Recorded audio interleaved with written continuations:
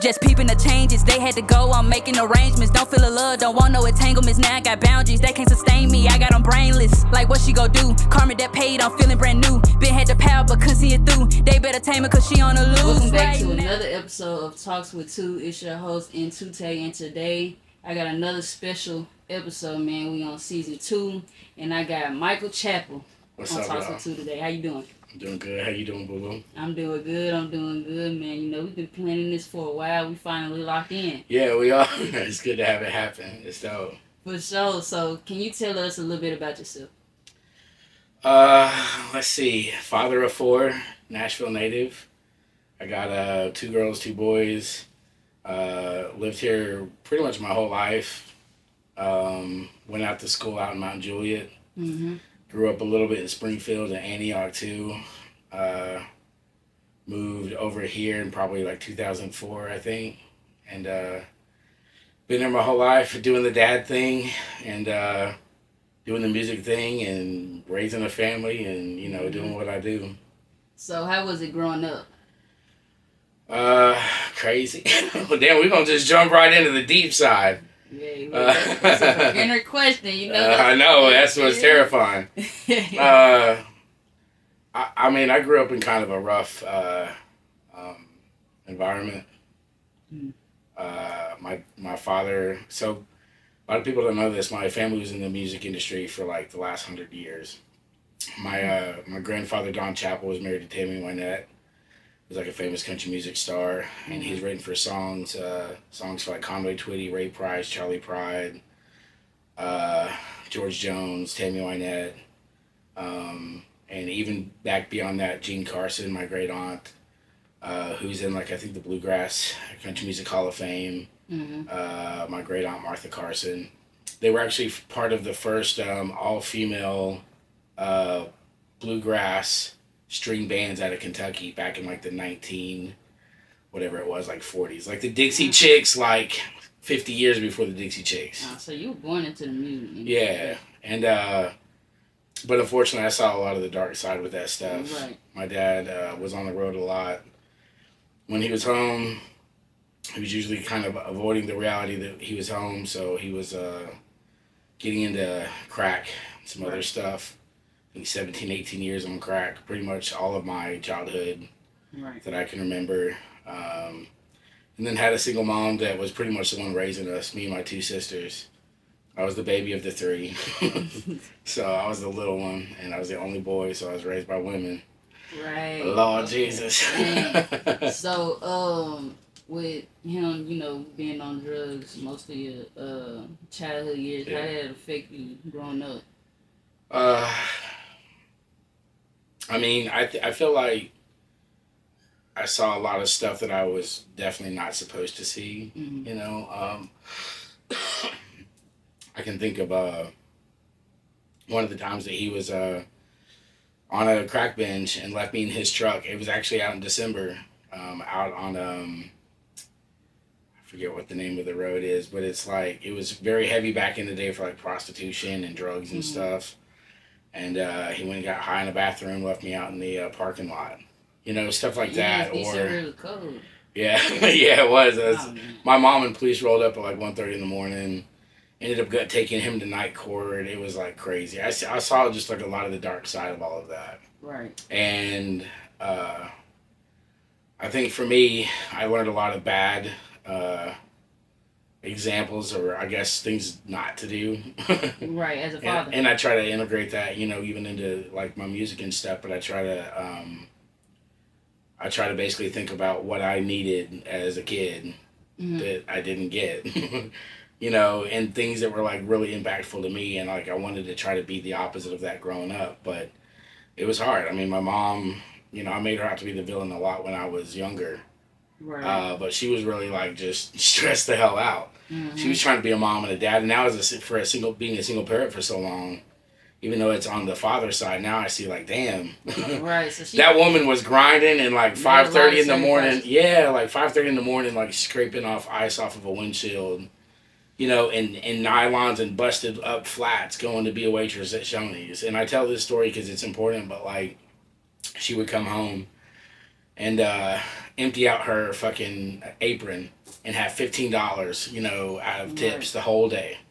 Wow. And she was a waitress out at Shoney's in Opryland. Well, when it used to be called Opryland. When they had the theme park and the Screaming Delta Demon and all that stuff. It was back in the day, pre Opry Mills Mall. But she basically grinded, the whole time. And I realize now as a parent, and as a single parent for so long, damn, you don't get to settle into one parent role or the other. Right. She never got to be a soft, maternal, motherly figure. She was having to be disciplinarian, provider, protector, grinding, trying to pay bills, trying to keep, we would go and do layaway, and she'd have our clothes, it was like a big gift, pretty much, the day before school, that Sunday before school started back, where she's rolling up with a big-ass box from Walmart, full of, clothes from layaway that been out there since, January or something. Wow. So, did you ever have, that conversation with your dad? How was y'all, That's not fair. That's not fair. I put it on silent, swear to God. Swear to God. I'm gonna tell you why I didn't go off. All right. Bop, bop. All right. You ain't even this out. No, I'll keep it. Roll with it. Right. So, did you guys, have that conversation,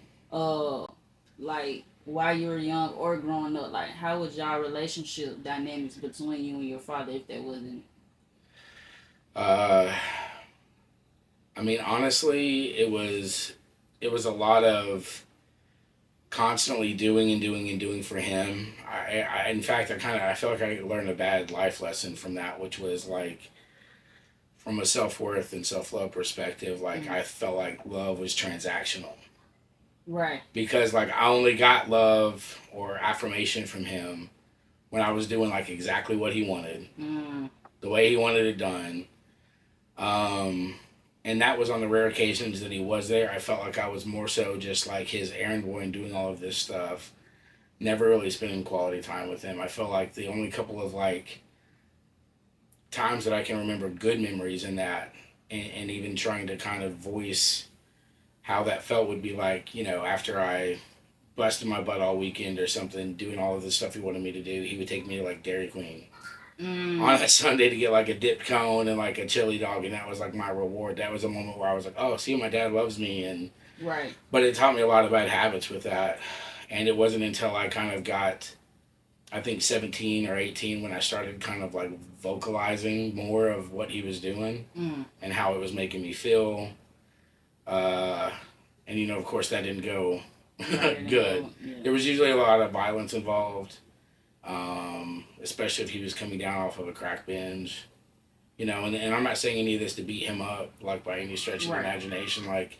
I think having now been a single parent and struggling through all of this stuff and having my own issues, going into adulthood and trying to heal things, you're one step in this direction or that direction of your life going that way. And I know that there was pains and stuff and things unhealed that he hadn't worked through yet. Right. And now I can have I always say that pain is a great teacher. Man, for sure. Because pain teaches you, empathy. You can sympathize, right? But when you went through it, you have a different level of understanding. You have empathy, and then empathy I feel is the ingredient to grace. Because once you can empathize with somebody, you can understand what they're feeling. You can give them grace to be wow, yeah, he did that stuff, but this what he went through, but we don't know. Yeah. Yeah. I've see that happen. Instead of pointing fingers, it's damn, what have they been going through, or what was something that happened, the traumas that they've gone through in life, and it's generational. Oh yes. It's generational. The sins of our fathers, as they say. Yeah. And I still fight with that too as a parent. I constantly doubt myself as a father, or feel like I can do this or that better, or I go back and I think of how I didn't handle a moment and I was stressed out, or I was angry or yelling or just whatever, and not in the moment with my kids. I lost that moment with them, over emotions or over something that, in hindsight, if that was my last day with them, would I give a shit? No. Right. But it's hard to prioritize those emotionally when you've gone through triggers and traumas and things like that. It's hard to get in that rational mindset. But Right. So what are some struggles that you faced while being a single father? Other than the baby mama drama. Oh, Lord. No. I had none of them watching this and Lord, we want prenup. We want prenup. Yeah. It's something that she needs to have. I'm just kidding. She moved next door. No, oh, Lord. It's okay. It's all love, mostly. Oh, man. We finna get shut out. All kind of bad reviews. No. Don't come for me in the comments. It's love. I mean, I feel like the biggest lesson that I got out of all of that stuff with how my dad handled us, and even how my mom sometimes unwillingly or unknowingly handled us just because she was struggling herself, was the value and importance of just being present.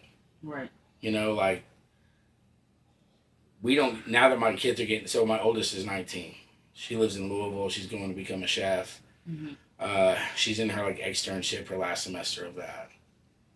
As she moved away, I started thinking, damn, it's like, you know, I would think back to random Saturday on a shopping trip or something, and like, maybe the kids got into an argument about something stupid, or I got a flat tire and something didn't go my way that day and I was all stressed out and I wasn't present. Right. And then when she's gone, I'm just like, damn, like, I wish I could have some of those moments back, or where I misprioritized things. Right.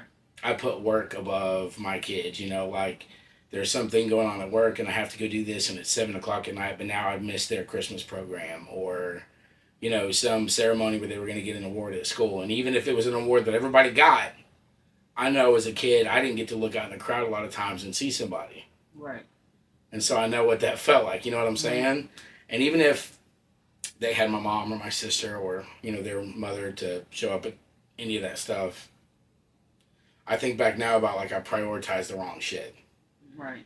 So I feel like that one of the biggest lessons I got from that was, like, prioritization. Like, I can remember him, like, sitting down with this big yellow legal pad and writing down all these plans of stuff to do.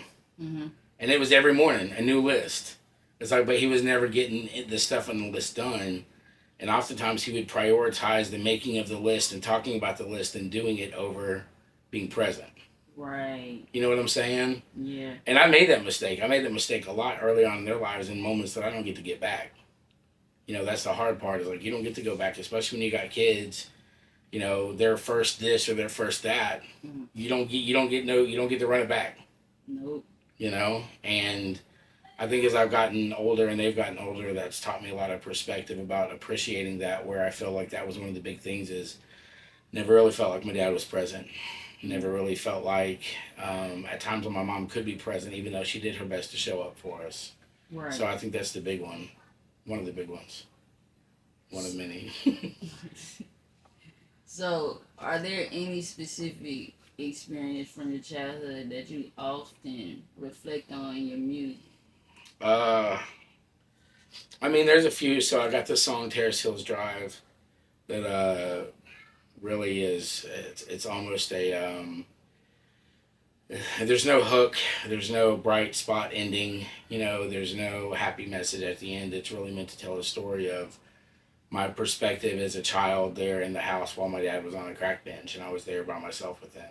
Right. But then waking up, getting pulled out of bed between him and my mom, and us ending up outside, and my sisters are in the car and I'm sitting in the grass crying. It's like 1 or 2 in the morning, you know, and I draw the depictions of that, of like sitting out there and like my socks are wet, you know, because it's dew from the grass. It's 1 or 2 in the morning. I'm watching neighbors start to come out of their house and porch lights pop on while they're fighting each other in the yard. And my dad grabs my mom up by her hair because she was on the side of the van, you know, trying to fight him, and they were in this big rageful thing, and him hitting her head on the van and slinging her off of the van right in front of the house. Wow. You know, seeing stuff like that at 6 or 7.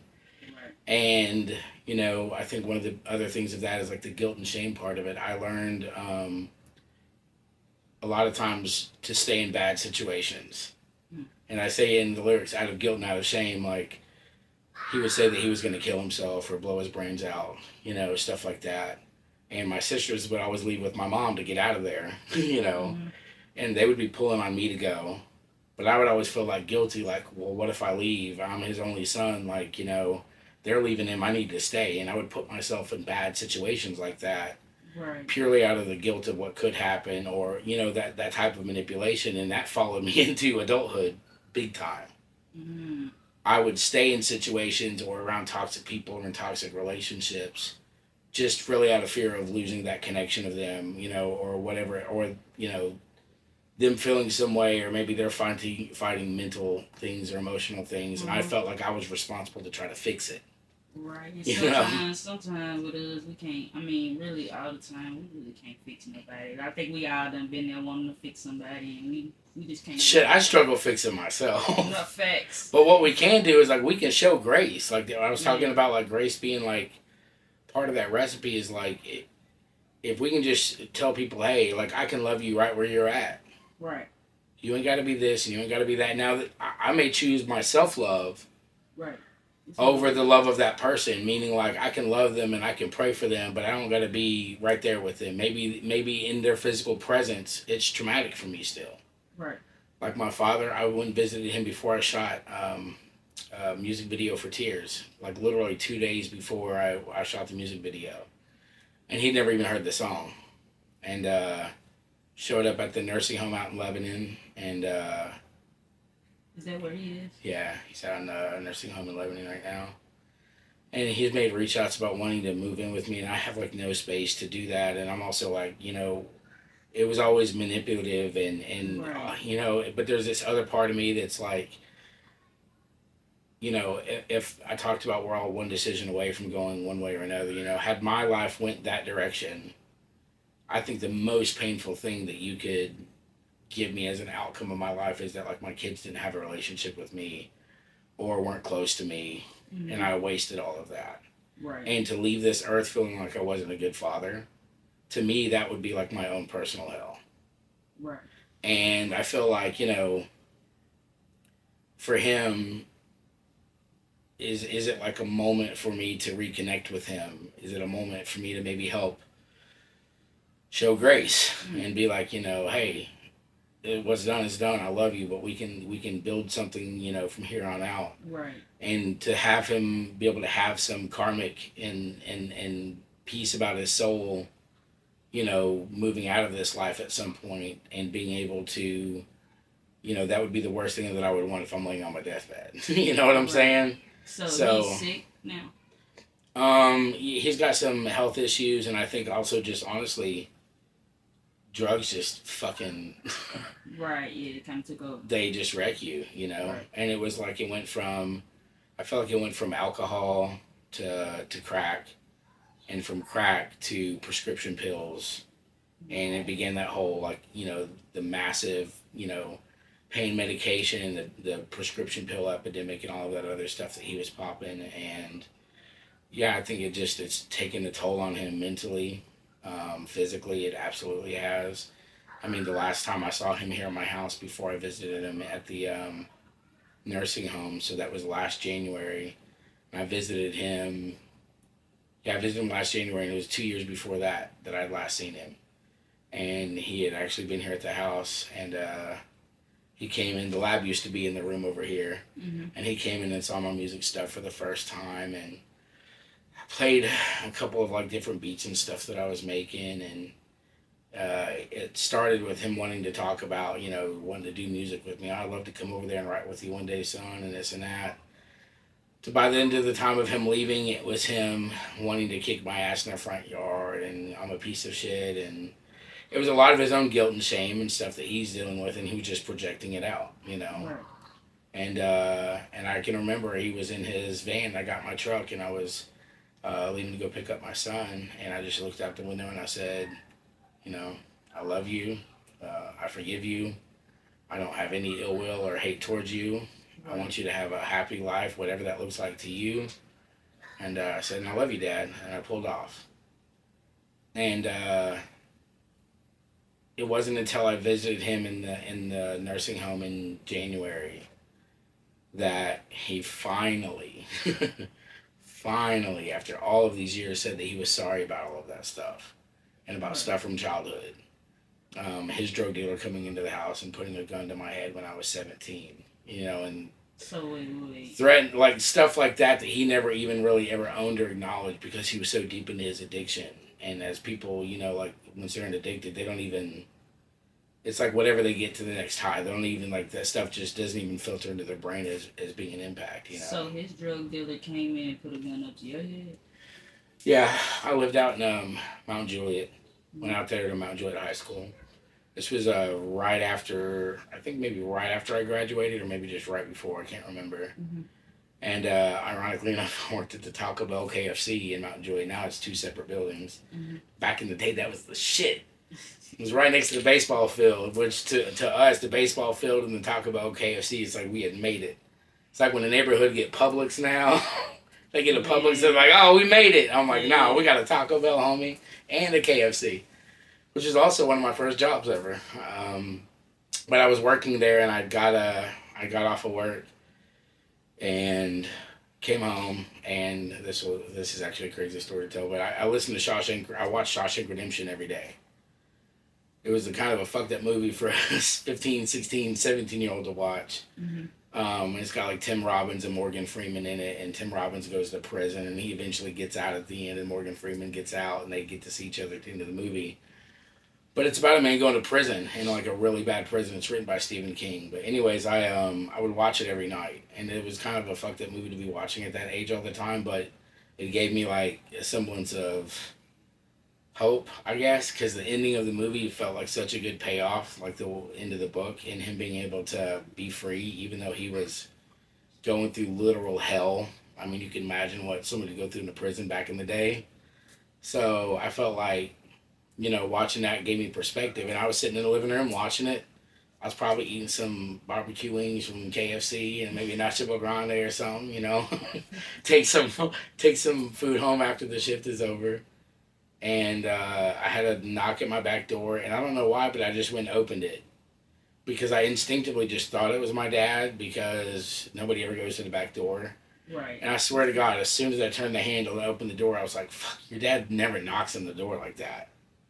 It was like a weird fucking knock. You know how people knock. My dad was always like, dum, dum, dum, dum, that bullshit. Yeah. So this was like, dum, dum, dum, dum, dum. And I don't know why. I just turned the handle. And immediately I had a Glock put up to my head and pushed against the wall in my kitchen.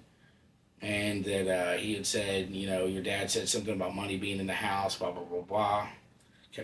I'll never forget, kept tapping the gun to my temple. He asked where my dad's room was at, and I said it was at the end of the hall.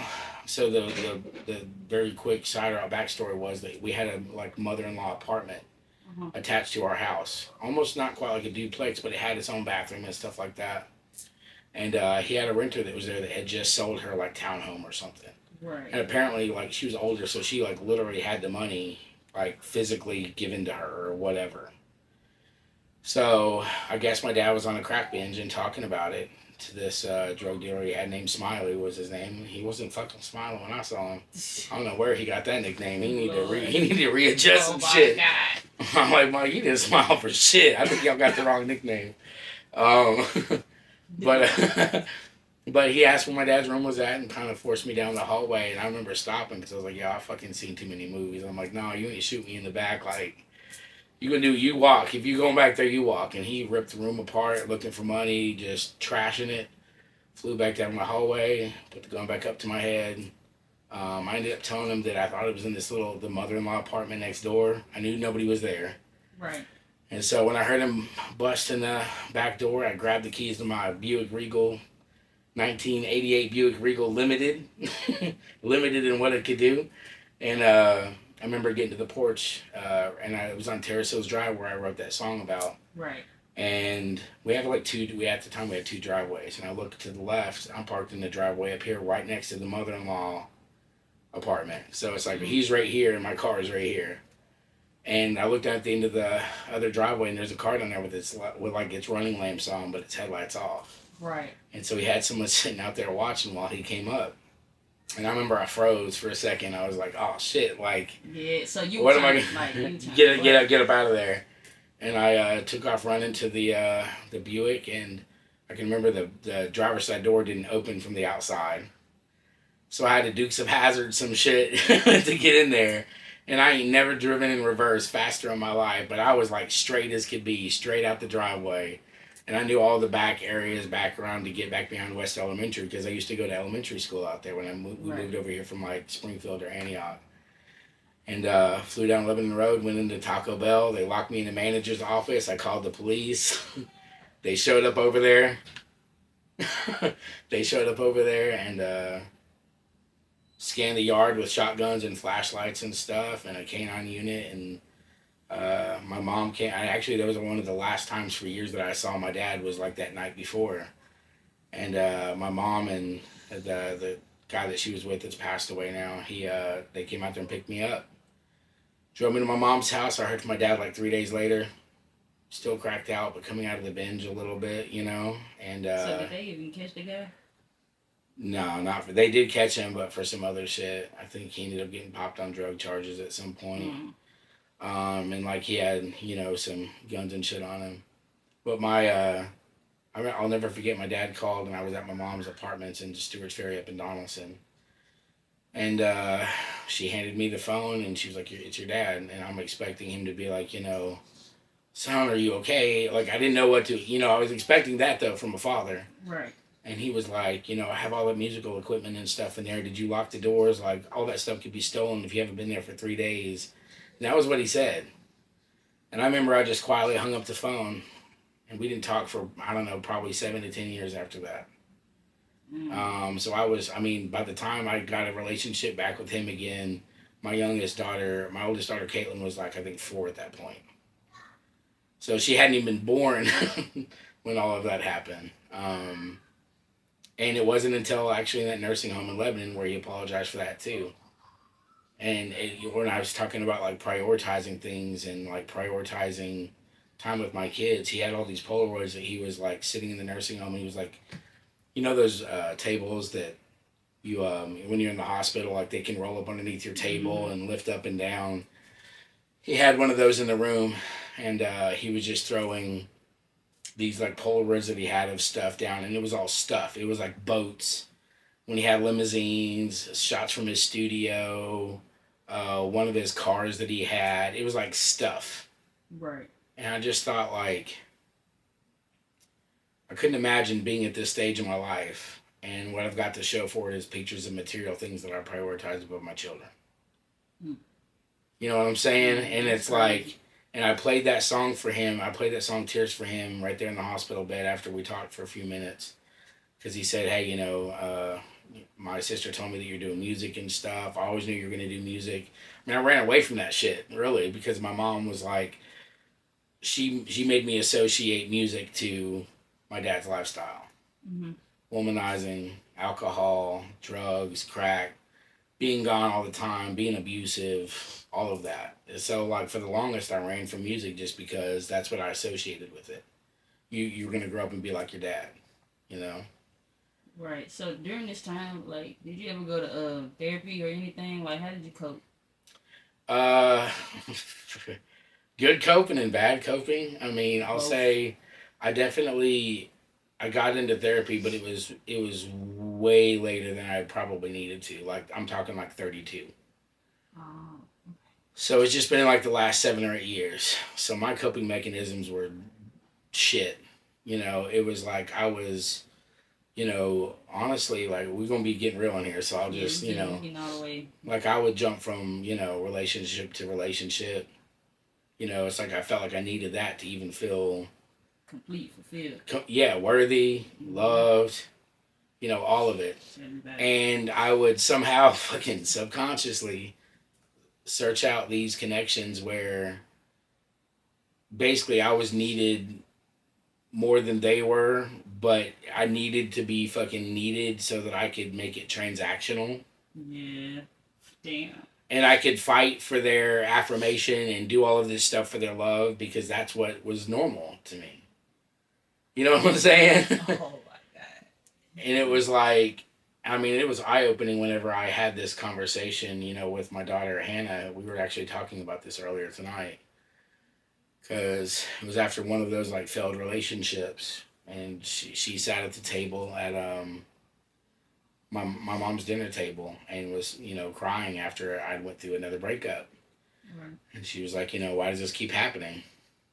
And I was like, well, I wanted to start to make excuses and everything else, but I saw her like sobbing across from me.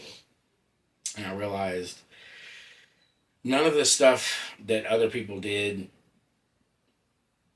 was really no place to put the accountability. I'm her father. Right. I'm her dad. I made the decisions of who I involved in my life or didn't, and for whatever reasons that I did it for. So like I had to own that pain that she was experiencing, even though people had did her wrong, her own mother had did her wrong, and the whole family, it was like I had to own that stuff. And so I don't know, I think that was like a big part of it was I was bouncing around from relationship. Even in work, I would kill myself at work.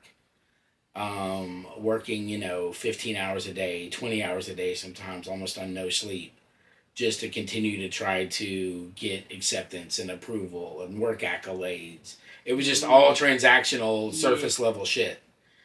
And I mean, luckily I never really fell into the entrapment of like where he valued material possessions so much.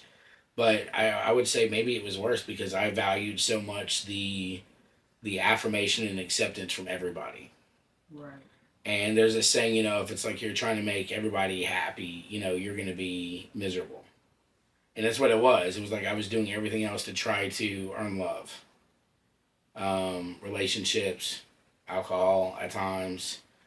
I feel like I never really slipped into like a drug thing, but absolutely like, smoking has been a big part of that relief for me of like some of the anxiety and the stress. Mm-hmm.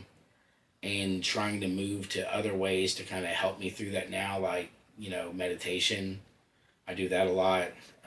Prayer all the time, nonstop, driving down the road and sometimes saying a prayer in my head or, trying to write down and do, what they call shadow work. Right, yep.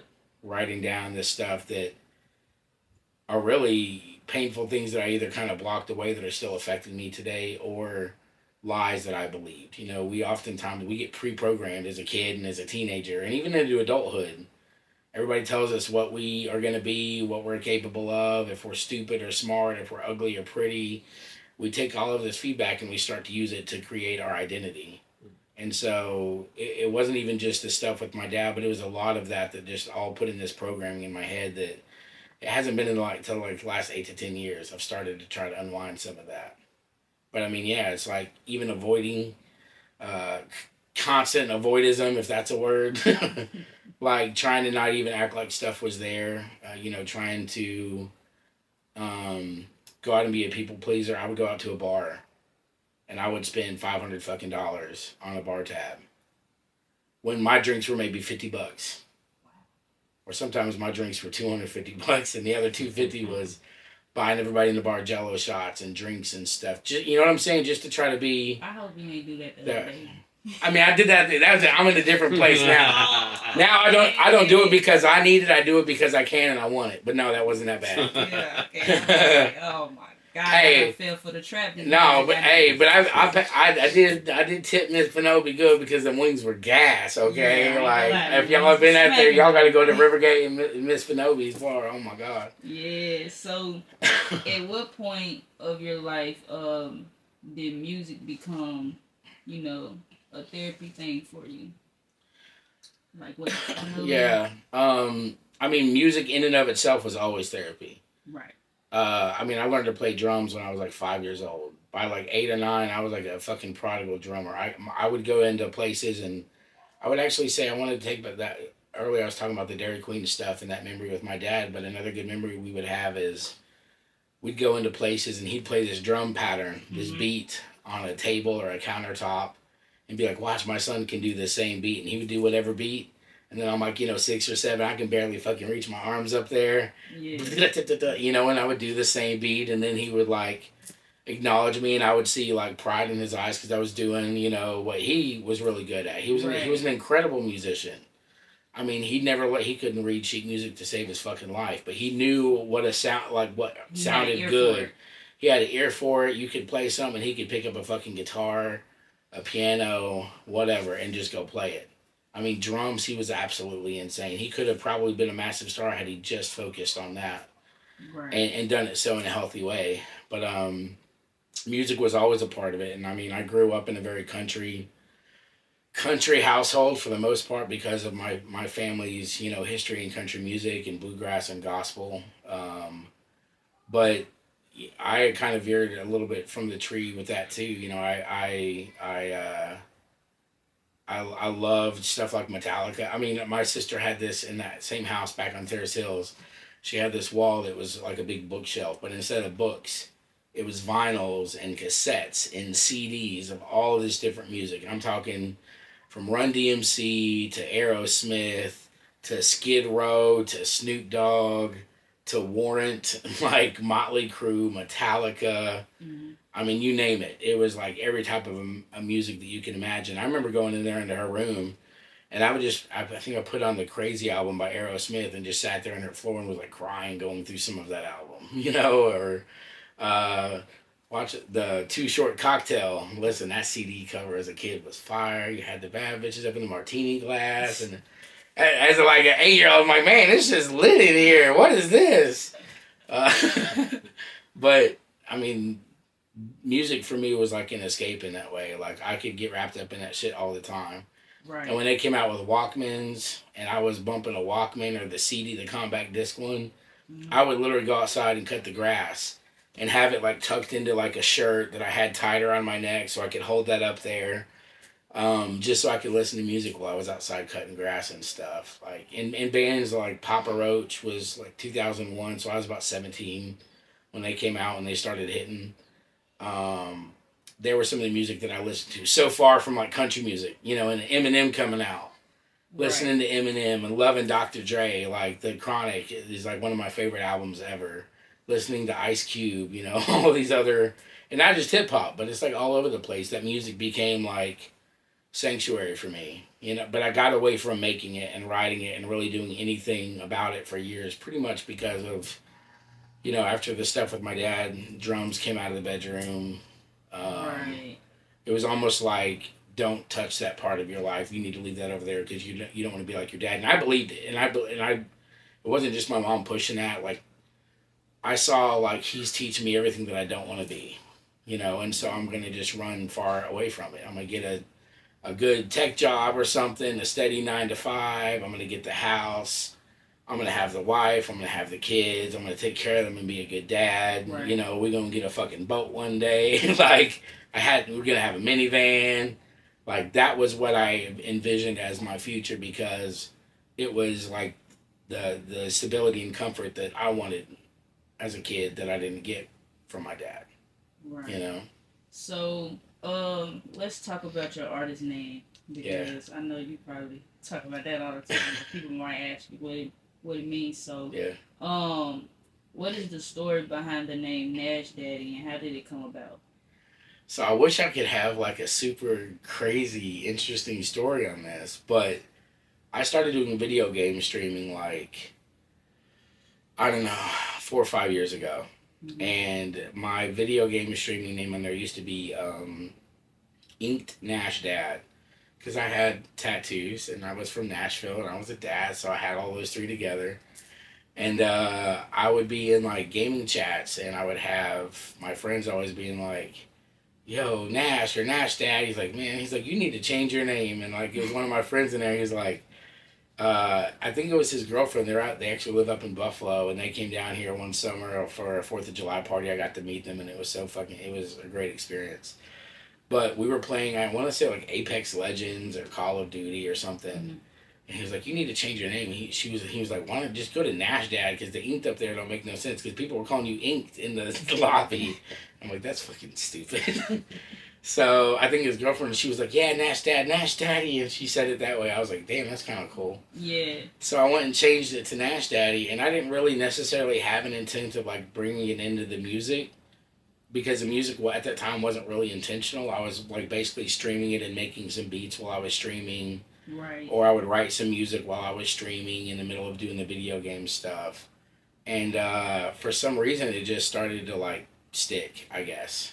And I, Chapel, that musical name has been in my family, like I said, for 100 years. Gene Chapel and Donna Chapel and Don Chapel and Mike Chapel, my dad. And I really was gonna veer away from that for the longest time. And I think I did with the NashDaddy thing. But it's also like, I'm a Nashville native. I am a dad. I'm like, if we use Skydeck as an example, I'm probably one of the older people out there, performing and stuff. And people don't realize that, but I think that that's just because I think my kids do keep me youthful, and I have just so much energy. Like, I feel like I'm filled with a lot of passion and a lot of purpose and a lot of just like love for living and love for people. And I feel like that does something to us to where, we can get into like the holistic medicine and stuff, but in the same way that negative thoughts poison our body, stress creates all of these issues inside of our body, positive thinking and love, I think, does the opposite. It makes us more youthful and stuff. But yeah, I just felt like the name just worked, and I just kept going with it. And then I think it was the first night that I performed out at Skydeck back in May, which was there. Yeah, you were there, and it was the first time I'd actually ever performed my music live ever. And I didn't see, as a person just viewing, I'm like, bro, like, because you one of the artists that I remembered that night because of that song. Like, you were the only one talking about mental health in the music. Yeah. So, you did that. Yeah, so I just tried to, and I think it was whenever people were cheering and stuff, and I want to say it was like Young Gray and E.T., and they were like, give it up again for NashDaddy, and they're like, ah. I was like, yeah, like, damn, I'm gonna have to keep this name now. Exactly, like, hold up. Exactly. So, I know you talk about speaking your truth in your music a lot, right? Yeah. So, what does it mean to you to speak your truth and staying authentic? I know we had this conversation, on the phone the other day personally, but for the people that's viewing this video, what's your point of view of speaking your truth? I feel like a lot of times I was talking about that programming that happens to us early on in life, where we believe that we are who we're told that we are. And if I wanted to believe that, then, I've been told that I'm a piece of shit, that I'm a loser, that I'm going to grow up like my dad, that I'm going to have nothing, that I'm, all these types of negative things. And I think for the longest time, my own thoughts were so limiting because I needed to kind of like shrink and conform myself down to basically what everybody thought I was, but really what I thought I was.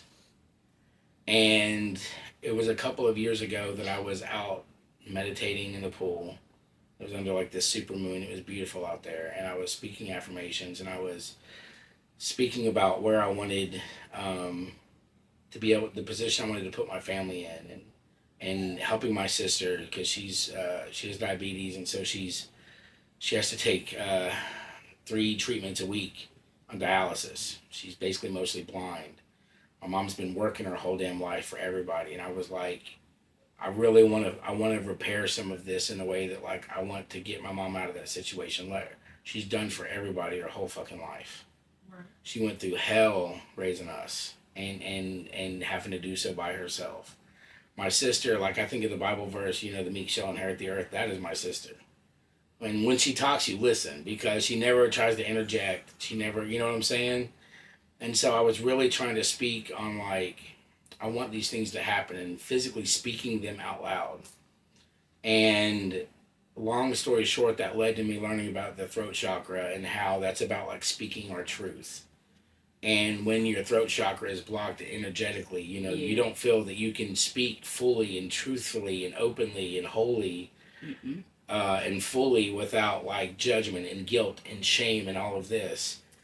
And I remember speaking so much of that stuff and basically taking all these negative thoughts I had about myself and speaking them out loud, but saying, I am not this, I am not that, and speaking love into myself. And that's where the Speak My Truth stuff came from. It was like, there's healing and there's therapy in talking about the shit that's uncomfortable and talking about the painful stuff, talking about the ugly stuff. It's like, if you think of AA meetings and stuff like that, they get the healing from talking about it. it's not just, you know, okay, we're all here for that reason, so it's all good. And while they may not stress you having to go and share all the time and stuff like that, it starts with like really openly acknowledging it. And there's so much power in our words and what we speak. Exactly. You know, and so I think that was a big part of it is, you know, not more people would identify with me and my music as it is today and speaking that truth rather than talking about shit that isn't really authentic to me. You know, I think that that's happening across all of music. Well, we're moving into this whole era of authenticity, we will call it. You know, look at Jelly Roll. Mm-hmm. That man is winning because he speaks his truth. You know, and sometimes he's writing about and singing about other truths for other people as well and sharing their message. But, you know, Bentleys and Benzes and, you know, all of that shit, like, I can't relate. And I don't think most of the fucking world can. You know, some of us out here without heat, you know, and struggling. And, you know, I've been out here on food stamps with my kids before, having no fucking electricity in the house, using the fucking, you know, heater that my friend Rainey brings over. You know, I've been down so bad at points. And I just feel like speaking about all of that stuff creates relevancy for people because there's so much guilt and shame that makes us stay quiet. Right. You know, and we'll never heal. We'll never ever heal if we stay silent about the stuff that we've gone through. So the speak my truth thing is like, you know, the good and the bad and the ugly, I'm gonna put it on a fucking album and see what happens, you know, and just be real about it. So right. And how has that been for you? As far as like reaching your fans, as far as getting support about the things that you do talk about in your music, because I mean it's only a 10% of us out here for real that really just speak about, you know, maybe less. Yeah, you're right, maybe less. Yeah. I'll use the Tears music video as an example. I dropped it. I filmed it a couple of days after seeing my dad in the nursing home, and dropped it in May. It's had like over 40,000 views. It's all organic. People going out there and watching it, sharing it, posting about it. And it started hitting me when I started reading comments on the music video. Right. And hear people saying that, like, you know, I was just breaking down, like, watching this, and this is so powerful, or this, you know, helped me to cry right now. And then hearing from artists, a couple of the artists that are on this album, talked to me out at Skydeck one night after performing and told me, you know, they were going through this or they were going through a struggle or a mental thing, and they were listening to that song several times, and like they wanted me to know that it really helped them. And I was like, holy shit, like, okay, there's maybe something to this. And even though I knew that it was not going to hit in the same way that the style and vibe of some of the other music is, I'm like, but I got to go with what I know. Right. You know what I'm saying? And it's been, you know, untraditional in some ways and unconventional. And I mean, you've sat in here as I've been ISO, my music engineer over here. He's sat in here while I've, you know, written and when I've been over at his place and we're recording and stuff. And stylistically, a lot of it is different from what's out there. Right. But it feels somehow ornate to me and it feels authentic to me. You know, so I think it's just trying to put that out there in the music and hearing people, having a person come up to me at Skydeck and telling me that she went through losing her sister, or there was like a shooting at her house, and she heard the Tears Hill song after I finally got the courage to go perform that one live. She was sobbing in the audience and asked my best friend if she could talk with me after the show, and sharing a hug with her and a prayer and her like crying and stuff. I'm like, if I could have that impact and that effect, you know, on one person, then the night was great. The performance was great, you know, because I can think of how many times I was feeling really fucked up in the head, or I was feeling very depressed, suicidal at times, because I went through a fight with that, ended up in the hospital, like back before my first daughter was born. And music oftentimes was the only thing that kept me out of that. Thanks. You know, it can't be overlooked, like, when some stuff like Tupac, a huge influence on me, but listening to his music at times, it's like, damn, he's talking about real shit and deep shit, you know, a lot of times in his music. And yeah, I feel like music's helped me tremendously in all of that too. You know, and I'm trying to put that as authentically as I can in my own music. So has there been any struggles pursuing that? Like whether it be, in community, in society, in the industry as a whole, like what's some struggles and challenges that you faced while staying true to yourself? I mean, I honestly felt like I was maybe my own worst enemy in some of it early on, just because I was so in my head about what other people might think about it, mm-hmm.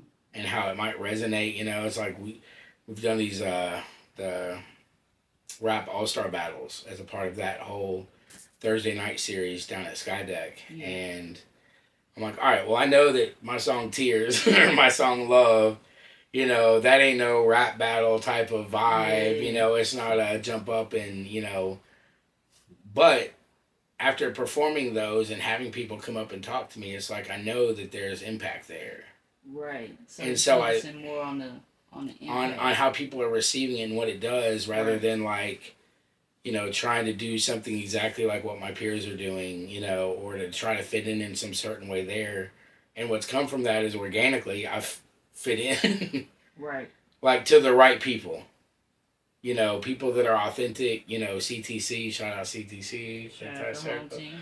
You know, A and Nix and 110 and Juice, Bakari, all of them, like, I resonated with these people, the boys with the realists, mm-hmm. Ty and RT, Evan, Rev, who killed it out at Love and Exile too. You know, yeah. There's all these different artists that I actually now have like a relationship with, and I talk with, and I connect with. And it's because, like, I was okay with just saying fuck it and putting myself out there with it. Right. You know, because I was like, listen, that first night at Skydeck, I was sweating fucking bullets. I mean, it was like I did the ice bucket challenge or something. And I was bouncing around. I was bringing some energy for a big boy. Like, with a bad back, I was skirt. I was up on that stage doing my thing. But it just... That reaffirmed the truth of like the whole speaking my truth thing is real. Like if you just are yourself authentically, energy that aligns with you will find you. You ain't got to go pursue it. I think of like working with 2ISO and how much like we've clicked on stuff, and then seeing the impact of like, damn, we connecting and talking about stuff now as fathers. Oh, yeah. And stuff with our sons and stuff with like single fatherhood. Right. And fighting, you know, having to, you know, go through different sacrifices and at times baby mama drama, who knows, whatever, you know. It's like you start to see, damn, just by being real about stuff, you know, Rev connected with me on deeper shit. Like, it was like when our phone call, I think I called for something. I don't know what I called for. I think linking up at Panobli's and ended up on the phone for about an hour. And we were talking, we do that shit too. I was like, yo. We did, it was just, we were just talking our truths. Like, that's all we were doing. And we were sharing stuff, but we felt like it was a safe space to go do that, and that we were both being heard and accepted. And I'm like, if we can create that environment for people, and especially, like, I want that to be an element of my music and of, like, live performances and stuff, and eventually doing my own, you know, shows. I want that to be the energy, people that align with it, and I want people to come in there and there's no guilt, no shame, all that shit's left at the door, you know? Right. So, how do you balance, you know, everything that you got going on in your life, being an artist, fatherhood, working, and self-care? Cause that's the struggle. Listen, I'm glad other people ain't all in here because they would be. So it's like, self-care, motherfucker. I be sliding on the love and the love in the self-care part of it, and like sleep. It's hard. Because, you know, I have a full-time career. I got 4 kids. I do the music stuff. I'm in the middle of this album. And, you know, and that's writing and recording, and we mixing and we producing and we doing all of this stuff for the music. Mm-hmm. On top of, like, trying to make changes in my life that feel like I'm being more efficient. Like, a part of the Speak My Truth thing is... realizing that to be that person that you want to be, you have to literally start living like that person. Thanks. Like, that's the gap. That people think, oh, well, I'm going to be doing it. When I get to that point, I'm going to get healthy. I'm going to get some sleep. I'm going to get a skincare routine like a motherfucker. You know, get some shea butter. And I'm going to get real sexy and like... Extras. And in my head, like, that's how I used to feel. And it's like, oh, well, I'll never get to be able to do any of those things until I get there. But you ain't ever going to get there until you're living like the person that would have to, how they would need to live to reach that level of success or reach that level of whatever you're striving for. So, like, that was the part of it. And I'm struggling with the sleep part still. You know, and trauma plays a part with that, too. I went through EMDR therapy, which is something I just love to advocate in general. And if you're not familiar with it, EMDR therapy was used a lot for war veterans. Mm-hmm. Veterans with, like, PTSD, went through severe things. And it's basically a way of using rapid eye movement, much like you would have in REM sleep, where your brain's kind of refiling and recategorizing that's shit. How you can get to them past life regressions. Yes, yeah. What's her name? Dolores Cannon. If you gotta do some research on her, since you love looking at that stuff. She has a bunch of that about past life regression and can recall karmic things from former lives and stuff. So you gotta dip in with her. She's crazy with that stuff. I'm needing to go send me that link. Yeah, I got you. But that EMDR therapy was a big part of helping that to where I can now talk about this stuff and like I'm not in like blood pressure, hypertension, and stressed out and anxious. Like, I can talk about it calmly now, but it does still affect me. So, like, I mean, I think the balance part, I just try to make time. I try to be present in all of the things that I'm doing, you know, in a relationship, in the time with my kids, you know, time with ISO, time with my friends. I try to be present as best that I can in those moments. Mm-hmm. And then I know that at the end of the day, it's like, all right, I can go fuck off and go out and drink or go do whatever. Or I can spend an extra 30 minutes with my kids. I can come in here and work on some music and stuff for a couple of hours. And I can know that I can get some extra sleep and try to feel a bit better for the next day. Right. So right now it is a struggle. And I feel like I'm trying to get over some of those humps and those hurdles and being more efficient in my life. And that's part of it is like aligning to who I want to be. All right, start cutting some of the other bullshit out, you know. Make other times for this stuff. So... We're working on it. I'm a work in progress. Well, at least you working on it. Self-awareness. Right. Yep. 2025. 2025, baby. You sleeping. We sleeping in 2025. Don't sleep on me, but I'm going to need to sleep on me for a little bit. Listen, let me if I can get about 5.5 hours of sleep, I'll be Gucci. That sounds great. Every night. So... Are there any resources or tools that you can recommend for individuals that's struggling with their mental health? Well, so between me and a couple of my kids, we use like BetterHelp for the online mental health stuff. For the therapy. Yeah, for the therapy, and I mean it's a tool that's out there and available for people. Talkspace I've used as well. Yep. Those are options that I think make that more accessible maybe than it's ever been. I think it still struggles to be cost efficient though, but it's better than what it probably used to be now that there's the accessibility online. Right. And I'm a big advocate of NAMI of Davidson County. They're part of a larger U.S. based, they're like the largest grassroots mental health advocacy. And it's a nonprofit. Nonprofit, yeah, across the U.S. nationwide. And they have NAMI of Tennessee and NAMI of Davidson County. And in fact, at the end of the Tears music video, there's a kind of a message, kind of a call to action if you or anyone you know is struggling with mental health or depression or suicidal thoughts. Scan a QR code and reach out to them. But I'm a big proponent of them. They also they help support, domestic violence situations, homelessness, and several other things. So, at-risk stuff where you got to get out of there because there's like a critical emergency or something. So having lived through some of that stuff and my mom and us as kids growing up in domestic violence, I'm just a big supporter of NAMI of Davidson County.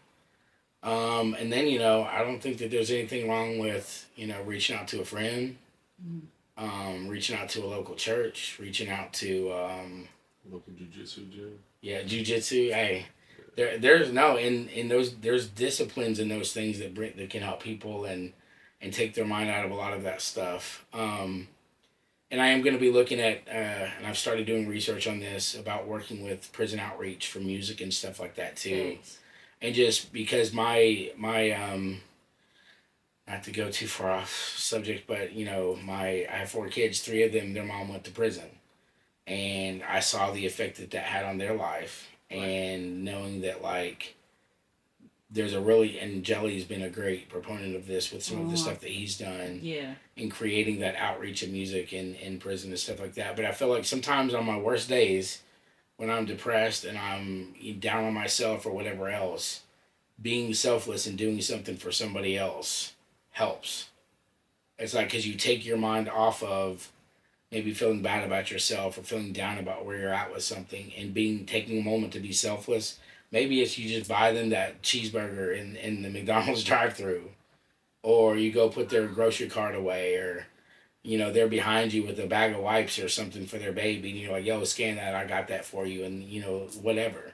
It can be like a little act that small that just will take me out of my rut of damn, I'm having a bad day, to wow, I need to be grateful for a moment, But yeah, I would say that those are some good resources and things that anybody can do at any point in time to try to help themselves, So let's talk about future goals. What are your short-term and long-term goals, personally and as an artist?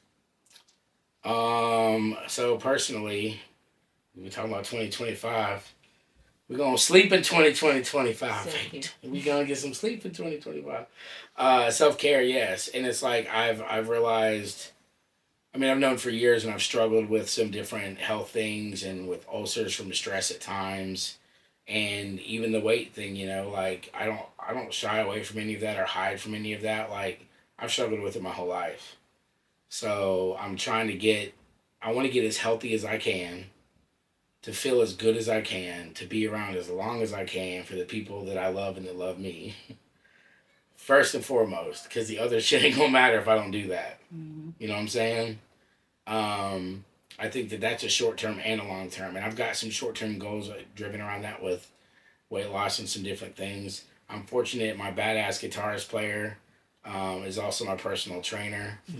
My studio mix master and producer engineer over here, ISO, Jiu-Jitsu King over here. He can do some rolls like a motherfucker on the mats too.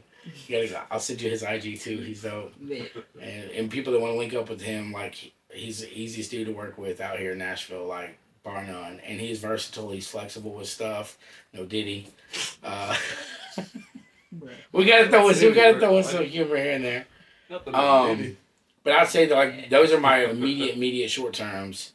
And releasing the album January 20th, which is going to be I'm about to tell my age here. Actually, no, I'm not. My birthday is January 20th, 2025. That's when the Speak My Truth album is going to drop. And so I think those are my short-term, goals. Mm-hmm. And I think longer term is, I really want to be in a position in a couple of years to be touring. I want to be opening for, acts here in Nashville and outside of Nashville. And really trying to reach as many people as I can. And through that, I want to help advocate for homelessness, mm-hmm. for domestic violence, for mental health, and especially for men's mental health. Right, men's mental health is important. They don't talk about that enough. No, not at all. And really advocate also for fathers' rights. These are things that have been so pivotal in my life that I would be portraying some of my own pain and also some of my own lessons, and not really utilizing them to the fullest if I didn't use those as platforms in the future. So I want to definitely advocate for a lot of that with the opportunities that I get. And I got a list of venues that I want to perform at one day, and I put that stuff out there, and for real, you gotta put it into the universe. Yeah. I spoke this stuff back in January. That's crazy because we're coming up on year end. I'm sitting here with you and we're talking about all this. Hey, and in January. So you're gonna be at Unchained the City, but by the time this comes out, Unchained the City done already passed. But just know when y'all hear about this, to make sure y'all go back and check out what he did. Yes. At the show, because it's about to go crazy. And Unchained the City, December 14th, that Saturday. I think the show starts at 7? 8 o'clock. But doors open at 7:30. Doors open at 7. Early arrival is suggested. And it's gonna be fire. I performed at Love in Exile. Fire. Yeah, and we had some members of the TSU choir Shout out to Jasmine, who's directing that whole group out there. She just became the director for that TSU choir back in, God, I want to say it was like August. And, you know, I called her and we talked literally days before that show. And she got with the students and they came up with some stuff based off of ideas that I told her. And then they free-libbed and did ad-libbed and freestyled and did their own stuff. I drove out there to TSU the night of Love and Exile. I'm talking 5 o'clock. 5 o'clock, we walk into the auditorium, and they're looking at me like, what are we about to do? And I'm like, hey, let me hear what, you know, like, we just started flowing. I started talking to them about my purpose and my passion in the music and, you know, what we wanted to try to do for that night. And played the songs, and they just started rolling off. They were doing tears, and they were doing all this beautiful shit. They killed it. And it was hours before the show that we even had that first and only really rehearsal. And then we get out there and there, you know, we had some mic issues, and at one point I'm just like, just belt it. And they could, and they did. You know, and they let it run, and so we're gonna bring that energy, and that energy's on the album too. They're a part of the album that's coming out. I'm really big on linking in different cultures and communities for the music, and trying to do as much of that right here in our backyard as I possibly can. That little one track I gave you on. Yeah. Woo. So I'm excited. I'm excited, and I think that that's gonna be like, even though it's coming out in January and the show's at the end of December, that show is kind of for me like almost like an end of this chapter, to where I basically January 1st I said, you know, to myself, what if I were to be only given 1 year? Like, let's just say this was the last year that I lived. Mm-hmm. And I wanted to have some type of impact or purpose in what my passion was, which had always been music that I kind of ran from. And I said, what if God and the creator and universe, they all conspired in my favor to give me everything that I needed, to bring me whatever blessings I needed, whatever, you know, doors to open and doors to slam in my face, whatever needed to happen, whatever experiences, it would bring it to me to align to that truth and to that passion, to that purpose. But I had to put in the work. Literally every day, Michael, you're going to make a promise to yourself. You're going to put work in on this every single day. And I look at where I've come from shooting the music video, and sometimes that work was going to see my dad. Right. Sometimes that work was writing down painful shit that I didn't want to talk about. Sometimes it was working on the music. Sometimes it was getting away from it to spend time with my kids, to value it more. You know what I'm saying? But I felt like this show is going to be a very good end of that chapter of like really saying, hey, what can you achieve in a year? Nobody knew there was no NashDaddy in January, December last year. Outside of video game streaming. I had worked on Tears at that point. I'd gotten some acoustic guitar recorded for it. There was no album. There was no plan of anything. It was just like kind of out there.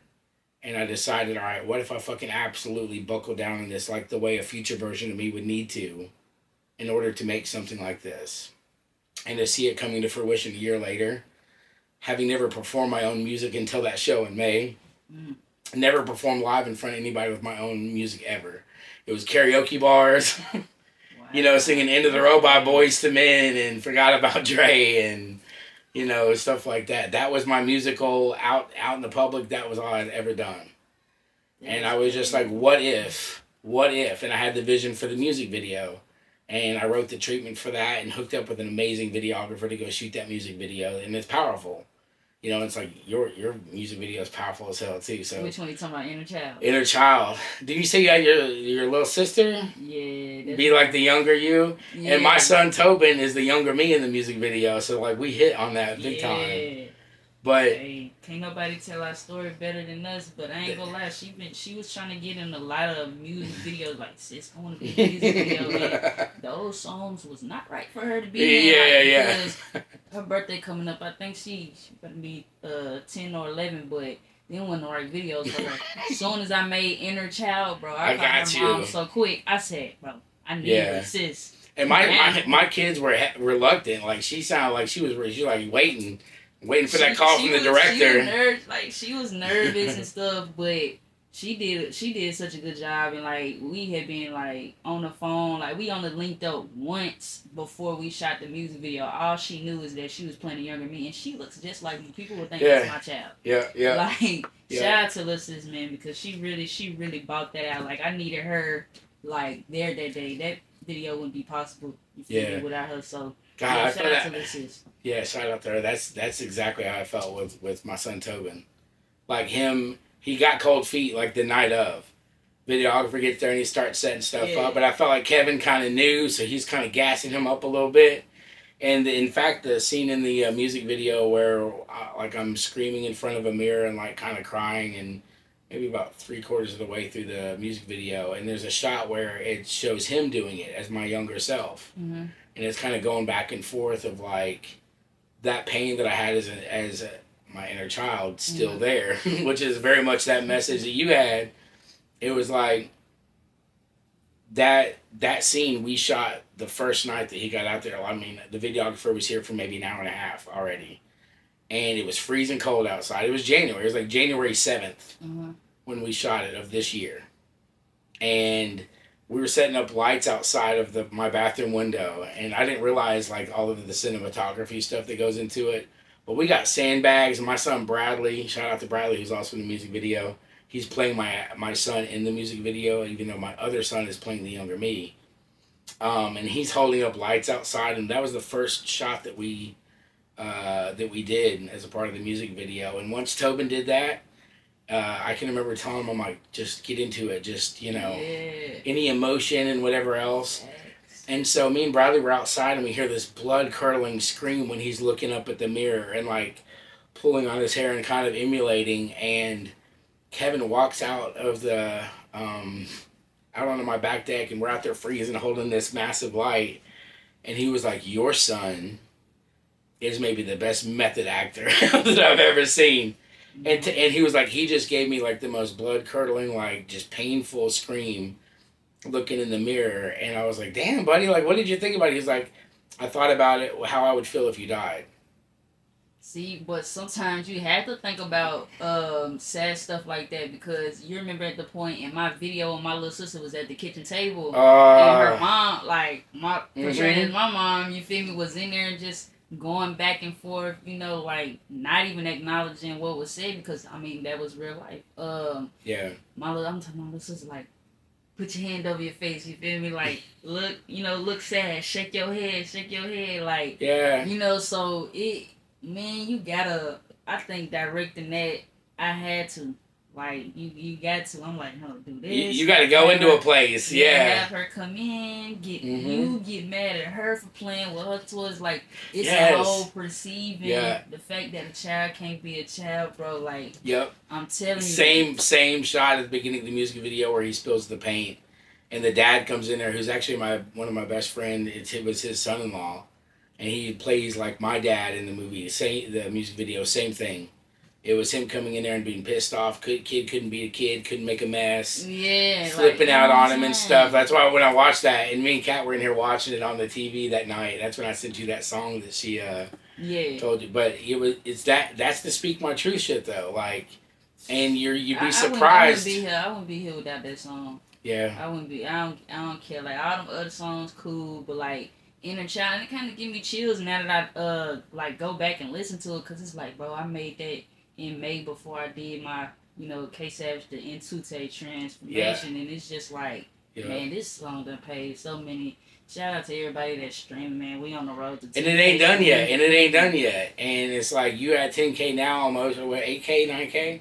Yeah, hell yeah, like, and I don't even push it, like, I don't put nothing behind it, but I'm carrying it with the podcast, it's the podcast theme song. But when it blows up, like, to a higher extent, like, that message, you've already put it out there to the world, you've already put that out there, and so people that see it, like, I feel the same way about, like, tears and stuff. Yeah. It's like you put it out there, and it healed me in a way to put it out, Like, I ain't scared no more, like, they like, man, you can just talk about going through sexual assault, yeah. Like, you feel me? I done already had my tears in a booth. Like, I'm talking about real tears, recording Inner Child for real. And it wasn't until I started talking about the sexual assault that I went through when I was 8 by the same sex. It wasn't until that part I was like, oh man, like, now I really got to keep it all the way real. Like, you can't just say one thing and then try to back out. That's it. Like, nah, I had to get my all in that right there. Yeah. Like, y'all was gonna have to get every piece of me out of that. And of course, some people not gonna like it, but shit, it's my story. Fuck them. Yeah. Right. But that's what we talked about at Love and Exile. That was, if you remember, like, we were right there in front of the stage, and you were like, hey, I fuck with you. You were talking about that, and I do some of that same music, and I'm trying to be real about the shit that we've been through. And, like, that's the thing, though, is we ain't the only ones that's been through that shit. Man, but a lot of people don't want to ever voice it. That's why I started the podcast. Man, I swear, like, it's just one person that hit me up like every 2-3 months off of that song. Like, dude, I done even wrote my own verse. I'm like, you wrote your own verse, inner child. Like, it's gonna make me do an inner child challenge, start to open on there and everything. Like, and it'll create healing for people. You know, like that's the power of it, and that's why.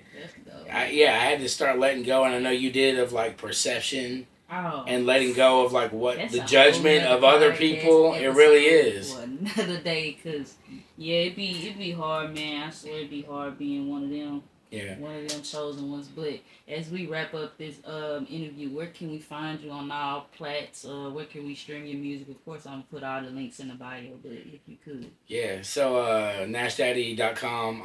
Obviously, it's got all my links out there to everything else.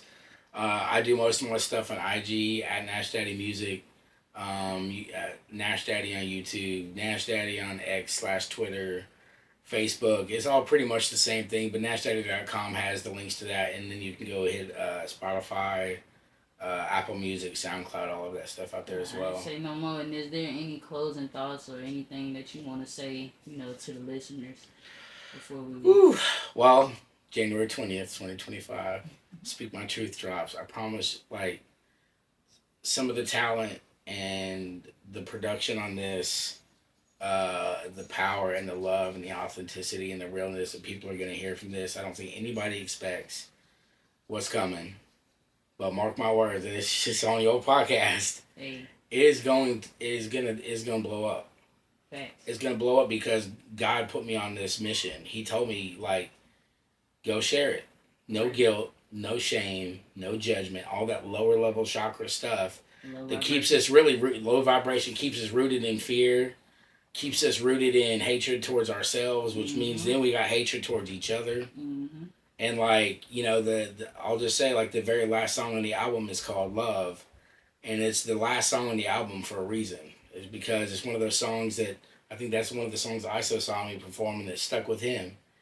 It's like love is really, at the end of the day, that's what I want to leave everybody with is speak your truth, heal, go through those things, and then get to love. Love at the end of it, love is the answer.